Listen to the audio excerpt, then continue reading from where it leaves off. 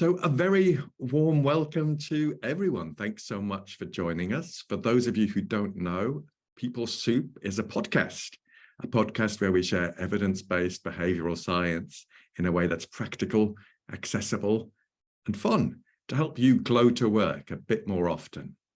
A few domestic notices before we start, some parish notices. We're lucky enough to have our producer, Emma, with us here today. And Emma is your contact point for any technical issues. You can contact her in the chat. And you can also lodge questions with Emma as we go along. If you've got a question you think as you hear me and Sarah chatting, either send it directly to Emma in the chat or just pop it directly in the chat so everyone can see. It's entirely up to you how you do that. And Emma will support me and Sarah when we reach the Q&A stage and present a selection of your questions to Sarah. A request, please, when me and Sarah are chatting for the next kind of 45 minutes or so, if you wouldn't mind keeping your mics on mute. If you'd like to keep your cameras on, that would be super. We do like to see some faces out there. And so please do feel free to keep your camera on. And I can see more people are joining, so a very warm welcome. I'm just doing some parish notices and a bit of a warm-up. If there are any noise quality issues, we might just pop people back in the guest room, back in the waiting room, just while we fix any noise issues, but I think it should all be okay. And I think finally on the technical and parish notices, if you would like to watch the live subtitles, there's a button probably at the bottom of your screen called captions, and you can see the live captions that appear as if by magic as me and Sarah chat. So I think I've covered everything. Emma, is there anything I've missed on there? No, that's everything, Ross. So just if anyone has any questions they'd like to ask Sarah or Ross, then just text me. Brilliant, brilliant. Thank you. All right. Well, without further ado, let's welcome our special guest. I'm a little bit giddy, folks. I'm super excited to welcome Dr. Sarah Swan to People Soup. Sarah, it's so nice to see you. A very, very warm welcome. Thank you very much. It's really exciting to be here. I can't quite believe it, having listened to your podcast for so long. Oh, Sarah, I bet you say that to all the boys. That's very kind of you.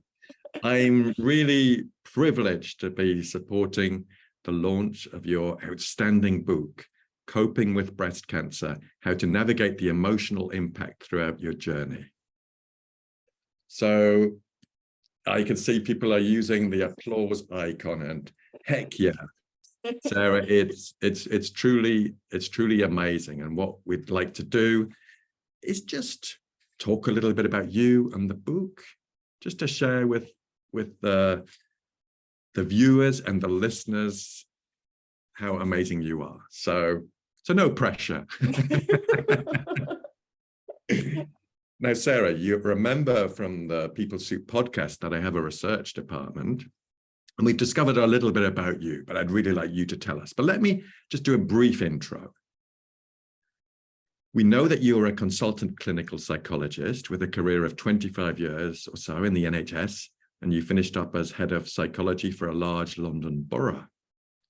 And we also know that you're now in independent practice at the Swan Consultancy, offering psychological therapy to adults with a range of mental health issues, and also working with business and organizations to support employee well-being.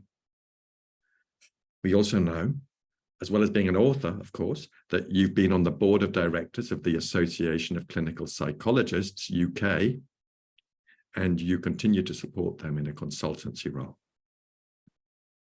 So Sarah, I'd like to take you back a bit. Let's get to know you a bit more. And can I take you back and tell me a bit about what young Sarah was like at school? Oh gosh, that is a long time ago now.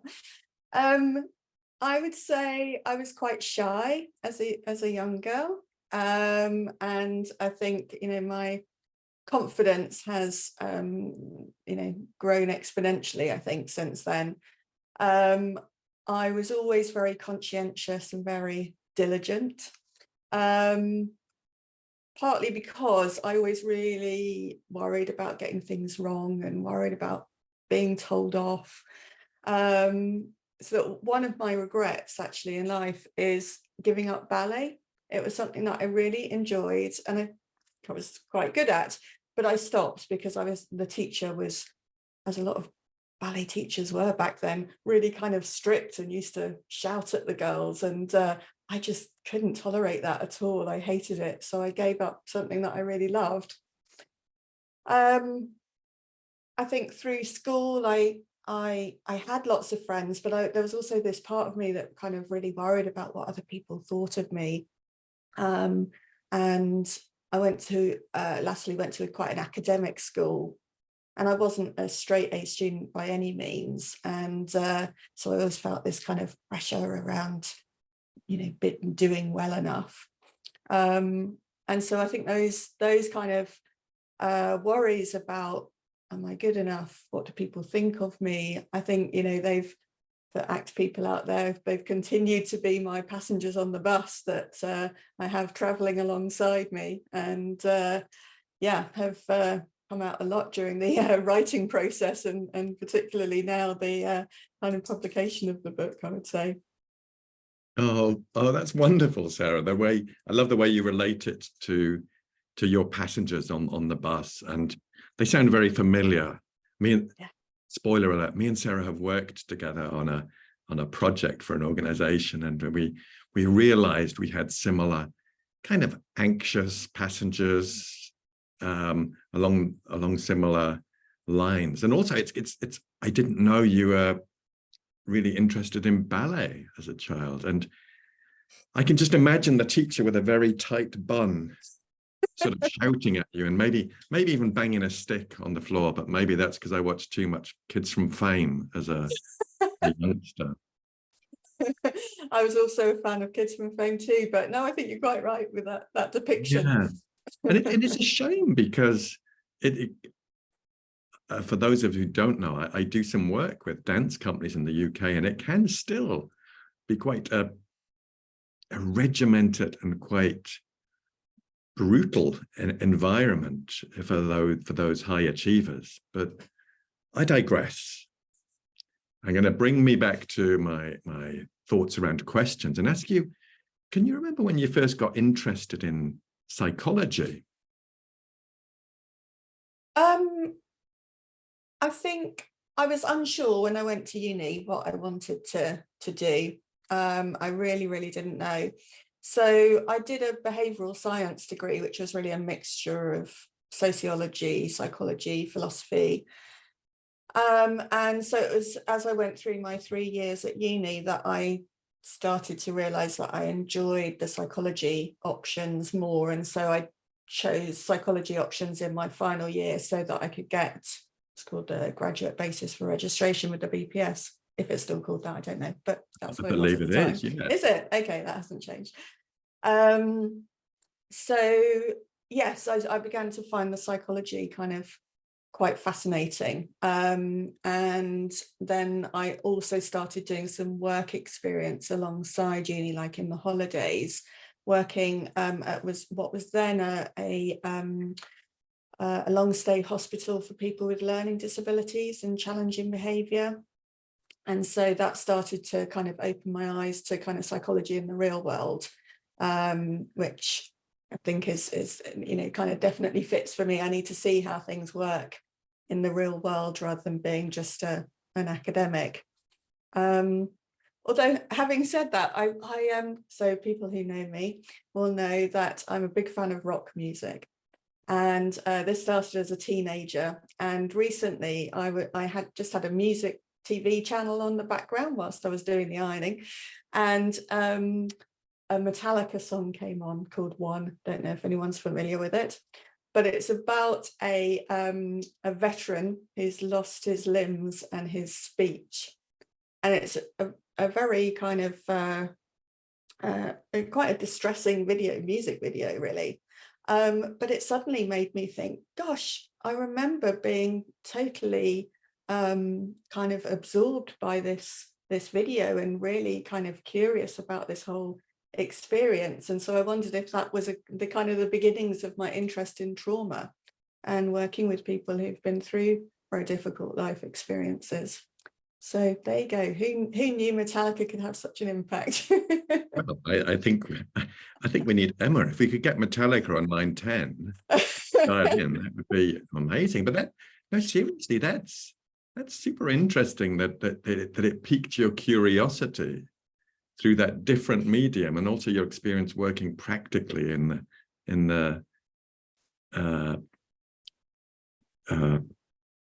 what the word I'm looking for is. In the hospital. Thank you. In the hospital, yeah, getting really practical experience. And so when did the shift happen? When did you think, right, clinical is what I want to do? So I think that came in the final year of university, but I had no idea how difficult it was to get onto clinical training. Actually, I think that's a good thing, because I think I probably would have given up if I had known that, because that voice saying, no, you're not good enough, would have, I think, shouted too loud at that point. So yeah, I decided that's what I wanted to do in my final year. And then I was really, really fortunate, because the kind of next move after that is to try and get a post as an assistant psychologist or a research assistant, that kind of thing. And the hospital where I'd been working during the holidays had a vacancy come up. So I managed to get that assistant psychologist post. And so, yeah, that enabled me to kind of start that clinical process. And I'd done my research project for my undergrad based in the hospital. So I was researching the impact of lack of stimulation on behaviour, because I was so struck by, the conditions were terrible. I'm so pleased that people don't have to live like that now. It was really shocking. It was just before the time when we moved people out of long stay hospitals into community settings. And I was so shocked by the lack of activity and opportunities people had for activities and stimulation. So that's what I did my research on.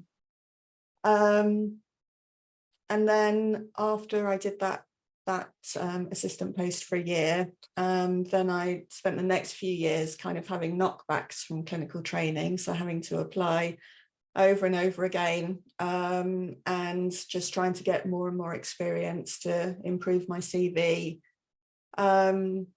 And actually, I think, so after 4 years, I decided, okay, if I don't get on this year, I'm going to do something different. And I decided I was going to do occupational psychology.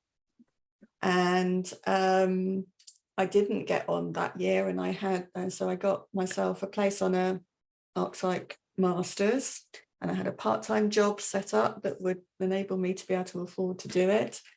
And then I managed to get on to clinical training in the last moment, because they set up an additional course and took people that hadn't got interviews elsewhere in London. And so, yeah, then I was offered a place, which, I remember being so delighted about.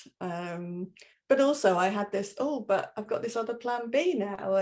And there was part of me thinking, should I still follow plan A, or should I follow plan B? So it's quite interesting, actually, that now I've kind of come back to some of that, organisational psychology side. I would kind of love to do the masters now, but I know my husband would probably not be happy with me taking up yet more study, the amount I've done over the years. Wow, that's lovely. Thank you so much for setting that out for us. It's great to hear what I'm getting from you, with the sort of tenacity in thinking, let's have another go at the clin psych, but also it's really palpable, that sense of shock about the lack of activity and which drove your research. So I feel there's a desire for you to make a difference in the world. And I think that's, for me, that shines through from your book as well. Are there any other pivotal moments in your career that you might share with us? Well, I think sort of around that time when I was doing the assistant posts, I worked with a woman called Janet Brocci, who really became my mentor. And so we're still friends to this day, but I think she was quite pivotal in helping me to, keep going and to really develop my confidence in my abilities, actually. So I think that was really important. And then years later, I was working in a drug and alcohol service after qualifying, and I'd worked myself my way up to consultant grade there. And then with drug and alcohol services, they're re-tendered quite regularly, and the trust that I was working for lost the tender, and it was won by a different NHS trust along with a non-statutory organisation, in partnership. And their model didn't include psychology. So it meant that myself and I think I had 3 people in the team then, had to obviously find jobs elsewhere. So for the other 3, they found jobs within the original trust. But I asked to be what's called TUPID, so I kind of transferred across to the new trust because it's actually closer to where I lived. But it was difficult because there's not very many consultant jobs available, and obviously I didn't want to move into a job that was at a lower grade. But I was really, really fortunate in that at the time I needed to move across, one of the other consultants was retiring. So I was able to move into her job, which was in mental health, which was, again, an area that I wanted to get back into. And so that really gave me a new platform, really, for developing my career. So, yeah, that was probably another point. And then at the point that I was introduced to ACT, I was having quite a lot of difficulties in my work, and that became another point to reflect on, what work meant to me, what I was getting from work, what were the downsides of work, and actually what might be a different way of me working and finding more fulfillment from work. And that's where my private practice started to develop from. Wow. Thank you so much for being so open and role modeling a bit about your career, because I love to ask my guests this, because it's never a linear thing. No. There's always twists and turns and pivots and people who influence you and things that happen, like them putting on another ClinPsych course and inviting you to join. And it's how we respond to those things that happen around us that can really take us in new directions. And just before we move off from a bit about your history, is there anything you'd say to somebody considering a career in clinical psychology today? Yeah, so just getting as much experience, different experience that you can that's relevant to clinical psychology, being prepared for the rejections. I mean, they have expanded the courses hugely, and I think there's a plan to continue to expand clinical psychology, which is great from my perspective. But there are a lot of people that do undergrad degrees, so there's still going to be a lot of competition. I think from my story, what I would say is be considering a plan B as well, alongside, going with your plan A. But I think it's such a fascinating job, and there's so many different directions you can go in, so many different clinical groups you can work with, different psychological models.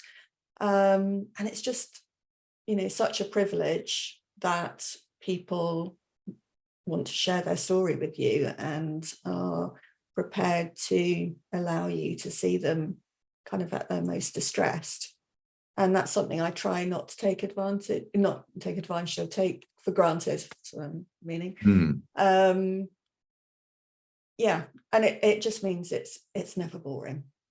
Yeah, it's great to get your perspective on that. I love that, not taking it for granted, and I guess it's that privilege of someone being prepared to be vulnerable in front of another human being. Right. Well, we touched a little bit on ACT, but would you like to share with the viewers and the listeners where we met, Sarah? Yeah, so we met when you were doing some training when I was working in SLAM, and it was around using ACT to help people in the workforce, wasn't it? Yeah, I think me and Paul came to the SLAM. I was going to say the compound. I don't know what's happened in my vocabulary today. The SLAM estate, and we were in what I might call, with the greatest of respect, a typical NHS room that was either too hot or too cold. But it was a great group of people. And I remember you very kindly offered me and Paul a lift back to the nearest station, and we started to chat then. You were telling me a bit about your ideas and your thoughts around ACT and organizations. And like I mentioned earlier, we ended up working together with quite a prestigious organization in Cork. We had a little adventure. And I've been back to SLAM this year, actually. I did a one-day ACT-based session for some leaders there. And I was in the fabulous venue of the museum. Oh, yes, that's lovely. Yeah. I was kind of gobsmacked to see that. It's an amazing place, so interesting. Yeah. I'm really glad that they've continued to take that model forwards. Because I left not long after we did that training, I think. So I never got to see the rollout of it. But I found it, so powerful, that idea of ACT just really normalizes the human experience, doesn't it? And it just breaks down those barriers around them and us, clients or patients, and us as staff members. So yeah, I really like it from that perspective. And having found such value from it personally when I was going through a really difficult work experience, and it really helping me realize how much I'd focused on work to the expense of some of my other values in life, and how I could, whilst there was a lot that was outside of my control, there were things that I could do to redress that balance. Thank you. It's really powerful to you speak about the impact of ACT in your life, and the perhaps through it sounds like that work experience, you were perhaps not paying as much attention or noticing as much what was going on in the rest of your life. Definitely. And I'm going to resist going down that rabbit hole. I'm desperate to talk about your book. Let's move on to your book, Sarah. And folks, I was really fortunate that Sarah shared with me an advanced copy of the almost final draft of the book. And I was privileged enough to be asked to write a review. And by the way, my dad has received my hard copy, so he's slightly confused and also delighted once I've explained. So I look forward to holding that in my hands as well. But I'd like to share with everyone my review of the book, if I may. So in reading this book, I've discovered many things. I already knew that Sarah is a highly experienced and skilled clinical psychologist, as well as being a wife, a mother, a daughter, a sister, and a friend. After reading this book, I can confidently say that Sarah is also a highly skilled storyteller. She takes the reader on a journey through her experience and powerfully incorporates the perspectives from her different life roles. I see the values of openness, generosity, humor, courage, and above all, humanity shining through every page of this book. Sarah has skillfully combined a devastating life experience with evidence-based behavioral science to write a book that truly brings to life acceptance and commitment therapy and makes it a useful, accessible, and practical guide. Bravo. From the bottom of my heart, Sarah. Absolutely. Hats off. Thank you. Thank you. I was so touched to receive that. I think I replied to you and said I had tears rolling down my face. Yeah, in Costa Coffee, I think. In Costa Coffee, yeah. Soz. So let's, if I may, let me just dive into asking a few questions about the book. And remember, folks, if you want to ask your own questions as they come up in your mind, please just pop them in the chat, and producer Emma will present a selection to us towards the end.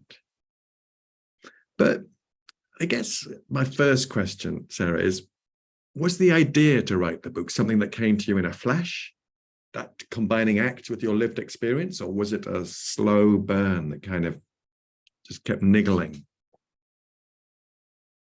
I guess a bit of both, in that the idea came in at a bit of in a flash, but the kind of actual writing of it came in more of a slow burn. But yeah, I was lying awake one night, just a day or so after my diagnosis, and unable to sleep with all of this stuff going around in my head, and never having really been a writer before. I just had this urge to get up and write, and I thought that might help. And I don't know how long I was sat at my computer for at 2 a.m. in the morning, but it just seemed to kind of flow out of me.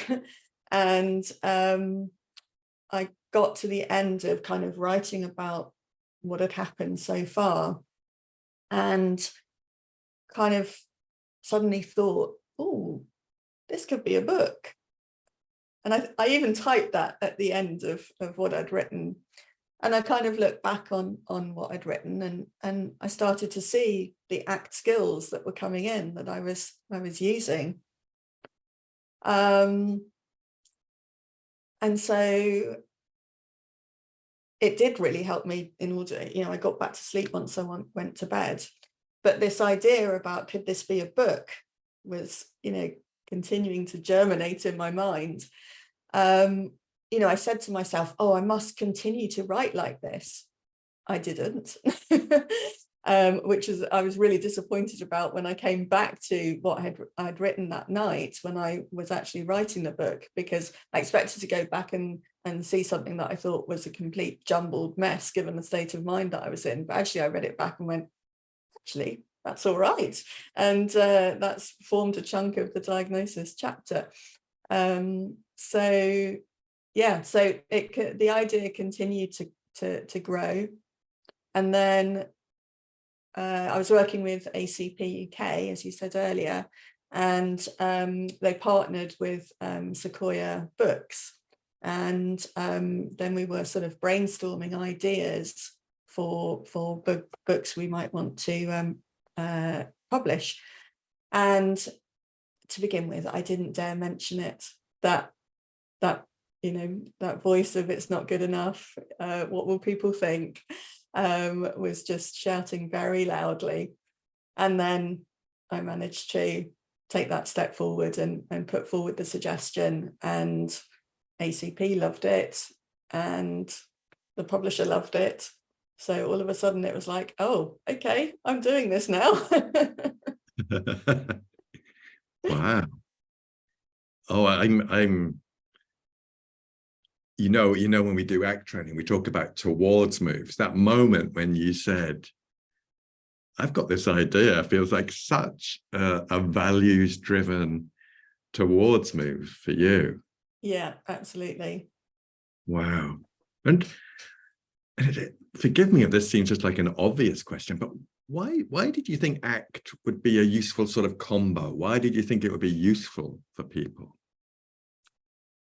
Well, as I say, I just found that those, given all, I've got training in lots of different psychological models, but that seemed to be, where I was coming back to.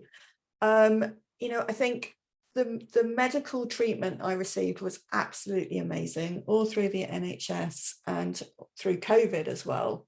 And it was absolutely faultless. But I found the emotional support somewhat lacking. And, I was just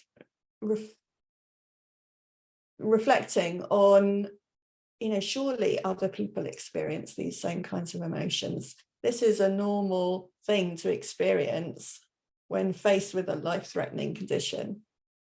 And, ACT in its way that it normalizes human emotions and helps you recognize when you're getting hooked by thoughts and stepping back from them, I just thought would be useful for everyone in this position, I'm sure. I experienced some really dark thoughts at times, and that's just not me as a person. I'm a kind of positive, sunshine kind of person most of the time. So having these kind of thoughts were really alien to me. And of course, there were times when, I didn't manage that stepping back and I did get really caught up in them. And so, yeah, I just thought if I could share some of those skills in how to recognize what your mind's telling you and step back from that, take a different approach to them, allow the feelings to be there, but also keep doing what's important to you. Just kind of felt like I had a duty to share that, really. Wow, you give me goosebumps, and it's really another thing I now want to add to my review. It's too late, but it's the way you unpack this for people in such an open way and encourage them to be kind and curious and compassionate about their own experience. I think that comes across quite magnificently in the book too, because you're role modeling through the book. It's such a unique thing. And I'd like to share the chapter headings with folks, just to give them a sense of how the book's structured, if you haven't seen it already, folks. Just to convey how the broad journey is presented. And so it's chapter 1 is introduction, then we move on to diagnosis. Chapter 3 is telling people. Chapter 4 is surgery. 5 is treatment. 6 is body image. And 7 is living in the present. And there's a conclusion at the end. And I guess my curiosity is, did you write it in that order, or were you just writing and writing and writing and then put the jigsaw together? No, I did pretty much write it in that order. I think I'm quite a structured, logical person. And so kind of going through that was the kind of chronological order for me. Not everyone might follow that treatment pathway. Some people might have surgery, say, after other medical treatments. But yeah, for me, that's how I wrote. I wrote in the kind of stages that I went through. And maybe that's also something about how I tried to approach it when I was going through the treatment, is that, I knew I had months of treatment ahead of me. I knew I had lots of different types of treatment ahead of me. And that was really scary. But I just had to focus on what I was going through at that moment, and not worry about what was going to come next. So I think, yeah, I wrote in that kind of order, and it did just seem to flow quite easily. Strangely enough, yeah, I was kind of thinking about that idea that everyone has a book in them. Suddenly it felt like, oh, I do have a book in me. Never having thought that before. So yeah, it seemed to come together relatively easily.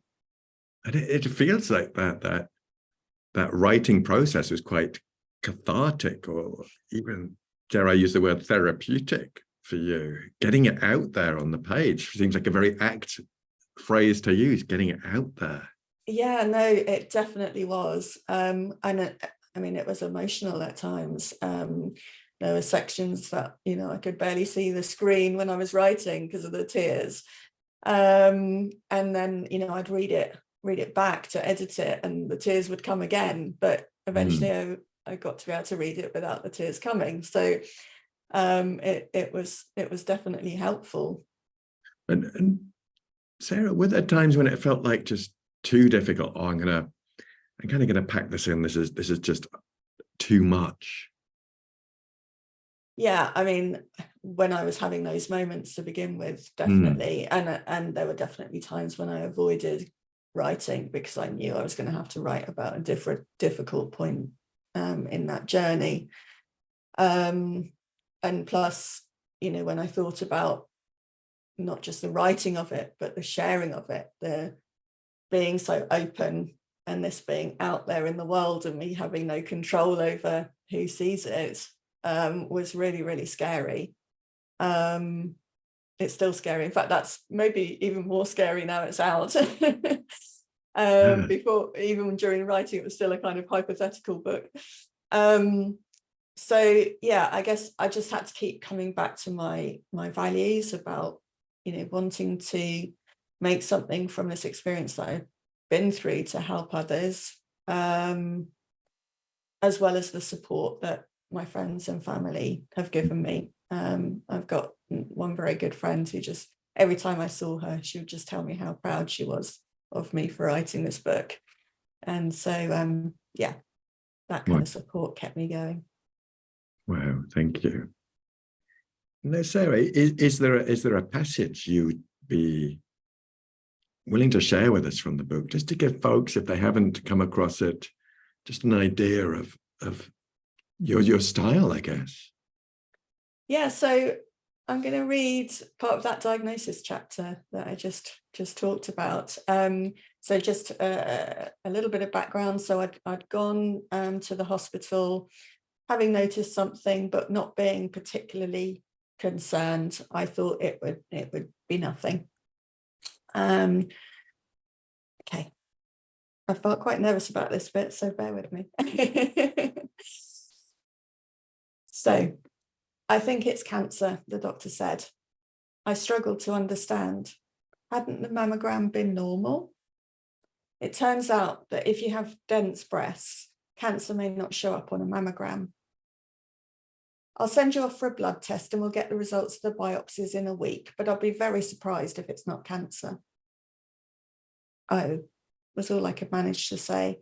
And I took a few sips of my almond milk latte that I'd brought along in a thermos mug.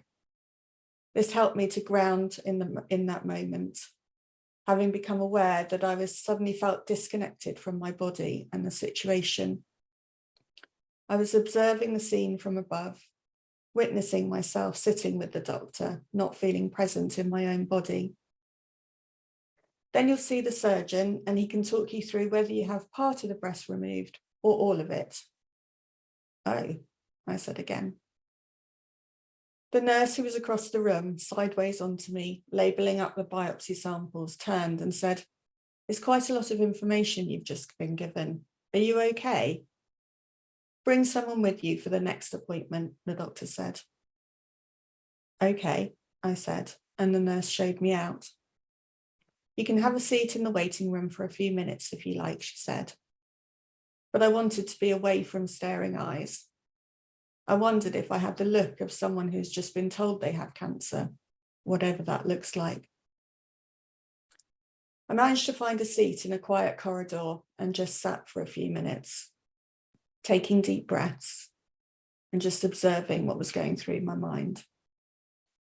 A few tears trickled down my face, but I knew I had to keep it together in order to drive home. Somehow I made it to the car, realising that I'd be getting a parking ticket in the post as I'd exceeded the parking time in Tesco.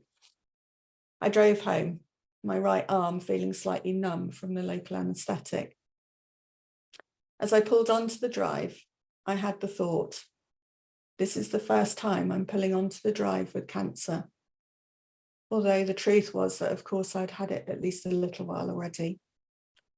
I took some more deep breaths, preparing myself for seeing my husband and telling him the devastating news.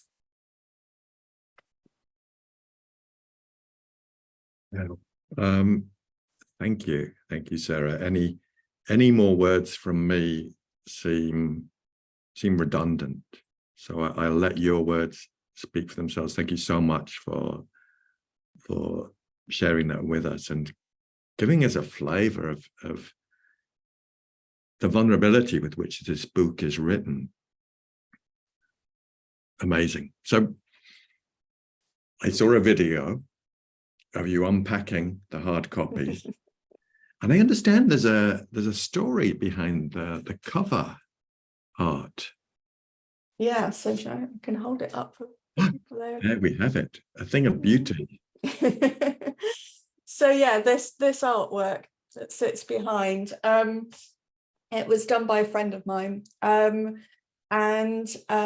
this was someone that I didn't really know before my diagnosis. We had a lot of mutual friends, and our sons played rugby together, but I didn't know her very well. But once I got my diagnosis, people kept saying, you need to speak to Caroline, because Caroline had been a cancer sufferer for some years already. She never had breast cancer, but she had several other types of cancer.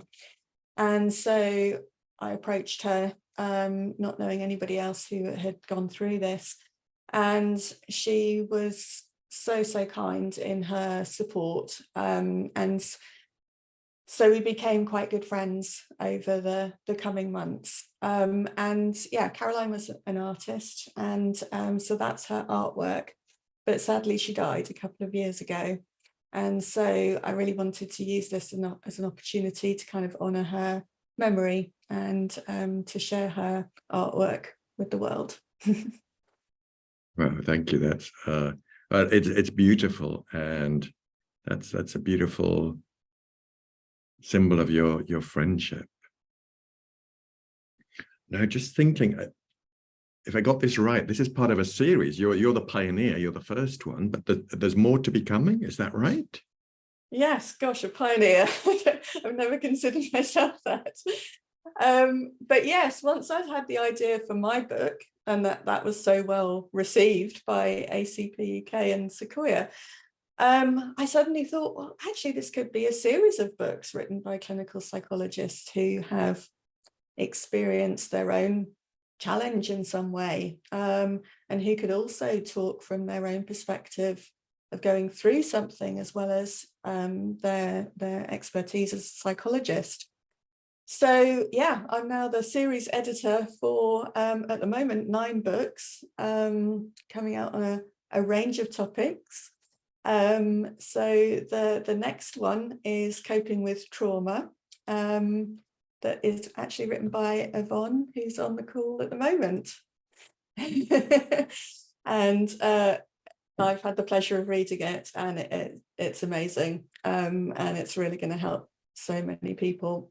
So I'm going to be so delighted to see each of these books coming out. It's really lovely that we're all working together as a group. We kind of meet every few weeks to talk about the challenges of writing in general, but also about writing from this dual perspective of lived experience and as within our professional backgrounds.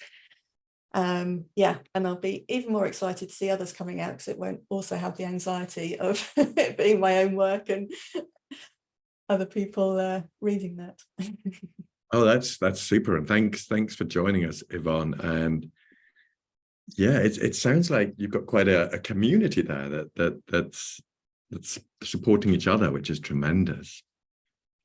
Now, you know, Sarah, that we are a work psychology podcast, and obviously people in the workplace experience breast cancer. So I just thought we'd have a couple of questions just about any advice you could give, perhaps someone who's been diagnosed and considering how to tell their workplace, their boss or their colleagues, anything you'd say to them?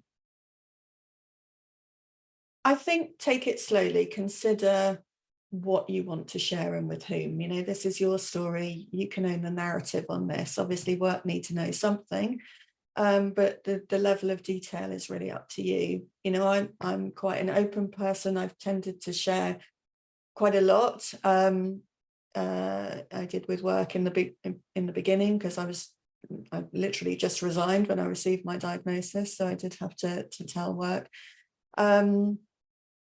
Obviously, depending on what treatment you're going through, will depend on how visible it's going to be to others. So that's maybe something to consider, as well as talking to your medical team about what the likely impact will be of your treatment on work. And I think just trying to be flexible around your ideas around work, because even with the medical team saying what the likely impact is, you really don't know how you personally are going to be able to tolerate the medical treatment and how you're going to be emotionally. So I think try not to make any big decisions, take it slowly, and think about what's going to be most effective for you. Lovely, lovely, thank you. And then from the other perspective, the boss or the colleague, and they know that someone's had a diagnosis or is having treatment, I've seen people make a royal hash of these conversations, either just completely avoiding it or completely avoiding the person, or just making a right pig's ear of it.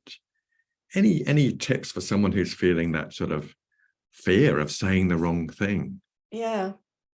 I think the first thing is, I think it's okay to say, I don't know what to say. I've certainly had people say that to me. And if that's delivered in a kind of way that's saying, but I see your pain and I'm here alongside you, I think actually that's quite okay.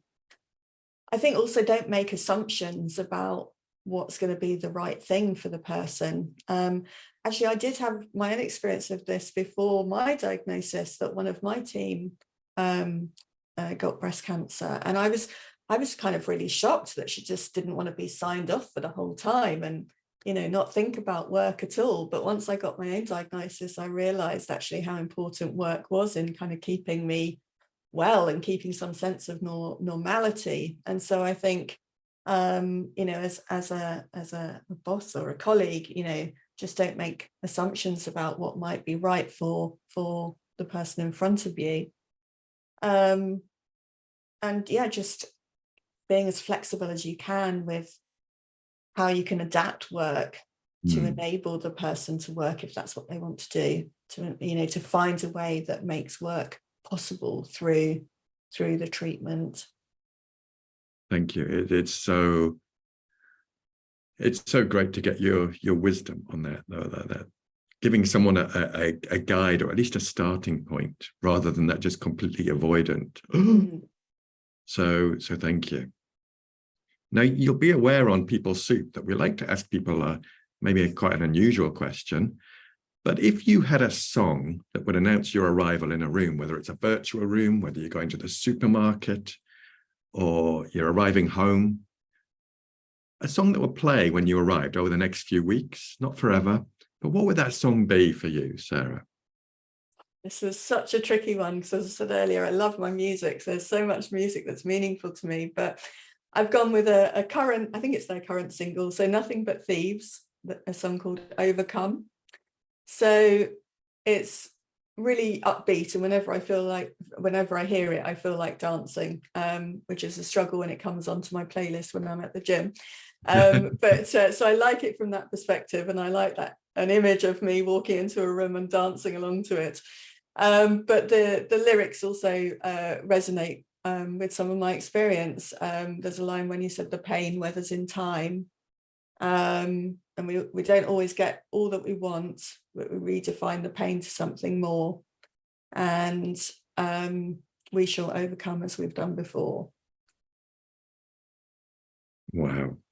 Thank you. No, I'm not familiar with this group from the Hit Parade, Sarah, but when I do magically produce a podcast episode from this, what I'll do is I'll play a bit of that in the background. I did listen to it this morning, and I thought, can I have a go at this? And I thought, no, was the answer to that.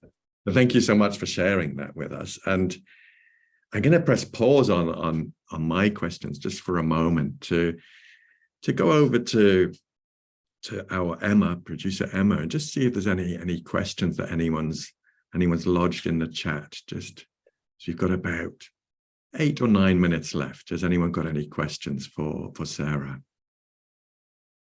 No questions so far, Ross, so we'll just give it a few minutes. Yeah, well, as we're quite an intimate group, if anyone is feeling bold to leap off mute and ask Sarah directly, I think we'd be okay with that.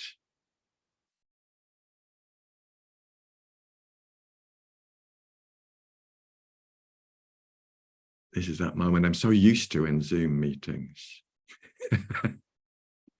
where this kind of tumbleweed goes across the back of my screen. Any questions or reflections for Sarah, folks? Rose, I can see you've come off mute. Is that a signal that you have a little question for us? I was just wondering if I could say to Sarah how moved I've been by hearing your story today, and just how brave I think you've been, absolutely. And I can't wait to get your book. So thank you. Thank you so much. That's really kind. Thank you, Rose, for sharing that with us. Anyone else? Oh, I can see Yvonne, previously mentioned. Yvonne, welcome. Hello. I just wanted to say, you know, I'm really pleased that, you know, Sarah's been leading this process, and as she mentioned, you know, we're sort of following along with a load more books. I'm just really excited to read Sarah's book, though. It's arrived on Monday morning on publication day, and I'm just really excited to read it. But I've had a really busy week and haven't had a chance yet. But it looks amazing. I've glanced through it and I'm just so excited. I work with adults with mental health difficulties. I'm sure I've had people with this kind of diagnosis before, and I'm sure when new people come through with that kind of diagnosis, it's going to be really, really helpful. So I'd just like to say congratulations, Sarah. Well done. Thank you so much, Yvonne. Yeah, thank you, Yvonne. It's great to see another copy out there, and good luck with yours too.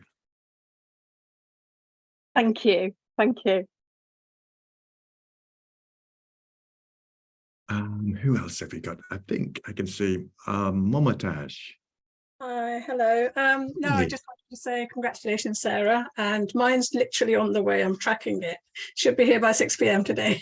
So looking forward to reading it as well. And thank you for the idea as well. It's such a great idea to have clinical psychologists getting out there a bit more with our expertise, because we tend to shy away from anything public, I think, usually.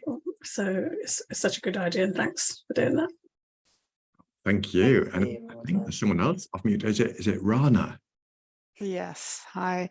Well, I just wanted to say really, really enjoyed. I'm glad I was able to join today, Sarah. Super proud of you. And I think, you know, the word pioneer was used earlier, and I think as psychologists, well, I'm a fellow psychologist, often shy to kind of share our own experiences. We're trained to kind of keep our stories to ourselves, but the power of lived experience is incredible, and great role modeling. You've always been a role model for me, and you continue to be. Well done. Thank you so much, Rana. What a joy it is to hear people's reflections. Thank you, folks.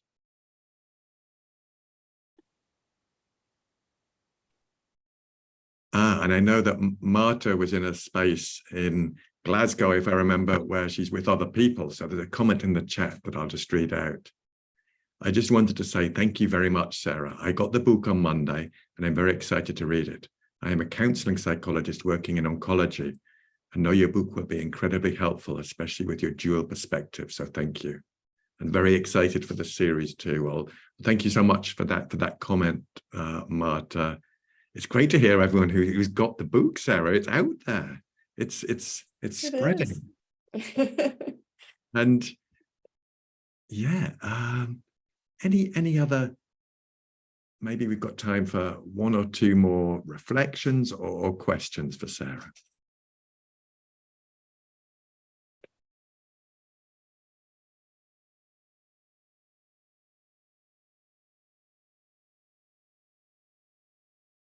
Well, I think I'm going to just start to bring it to a close, Sarah. Thank you from the bottom of my heart. Thank you for being my first guest. Oh, I can just see another message in the chat. Hold that. We have a question here, Ross. So this question comes from Chris. He says, great chat, Ross and Sarah. So he's just having some connection issues, so he's popped it in the chat. So Sarah, here's a question for you. If you could say something to yourself when sat in that consultancy room, what would it be? So I think what you're meaning, Chris, is when I was sat in the room where I got my diagnosis. So yeah, if I could say something to myself, wow, that's a good question. I think just you'll get through this. I really didn't know if, and I don't mean physically, I mean mentally get through this.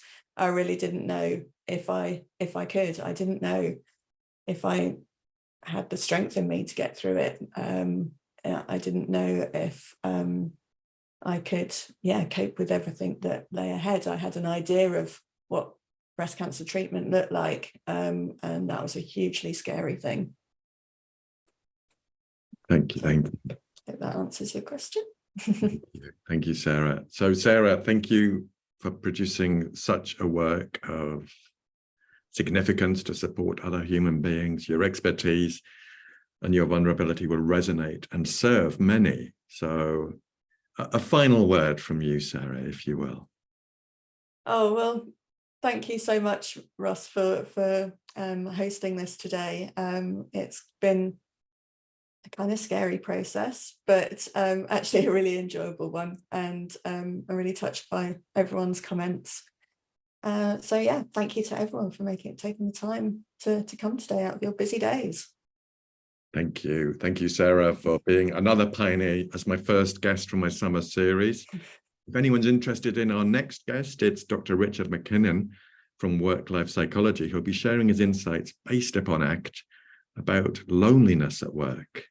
So come along if you can and connect and thrive with Dr. Richard McKinnon.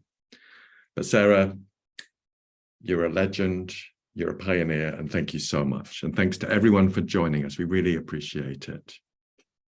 Thank you. We'll bring it to a close there, folks. Thank you very much.